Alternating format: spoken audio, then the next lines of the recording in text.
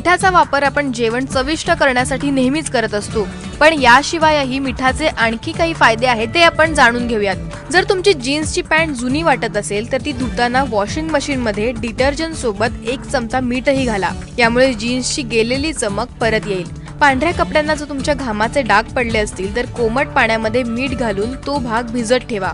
काही वेळाने ब्रशने ते डाग घासा, त्यामुळे कपड्यांना घामाचे डाग पडले असतील तर ते नक्की निघून जातील। जर तुमच्या फ्रीज मध्ये दुर्गंधी येत असेल तर सोडा वॉटर मध्ये मीठ घालून त्याने फ्रीज साफ करावा, मग तो फ्रीज थोडा वेळ डिफ्रॉस्ट करावा, यामुळे तुमच्या फ्रीज मधली दुर्गंधी नक्कीच निघून जाईल। जर तुमच्या हातांना कांद्याचा किंवा लसणाचा वास येत असेल आणि तो जात नसेल तर थोड्या व्हिनेगर मध्ये मीठ मिसळून ते हाताला लावावं, यामुळे वास नक्की निघून जाईल। घरातलं फर्निचर साफ करताना ओल्या ब्रशला मीठ लावा आणि त्याने फर्निचर घासा आणि त्यानंतर ते सुकायला थोडा वेळ उन्हात ठेवा। असं वारंवार केल्याने तुमचं फर्निचर पिवळं पडणार नाही। जर तुमच्या बुटांमधनं दुर्गंधी येत असेल तर रात्री झोपताना बुटांमध्ये मीठ घालून ठेवा आणि सकाळी उठून ते स्वच्छ करा, यामुळे आत मॉइश्चर जमून दुर्गंधी येण्याचं बंद होईल।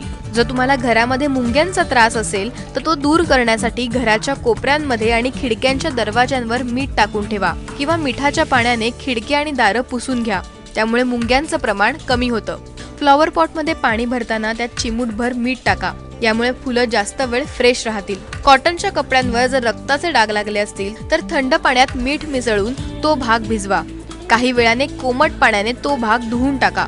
जर तुमचा ओव्हन तेलकट झाला असेल तर मिठाच्या पाण्याने साफ करा, त्यामुळे तो नक्की स्वच्छ होईल। त्यामुळे आता मिठाचा जेवण चविष्ट करण्यासोबतच अशा प्रकारेही तुम्ही उपयोग करू शकता। ब्युरो रिपोर्ट, एबीपी माझा।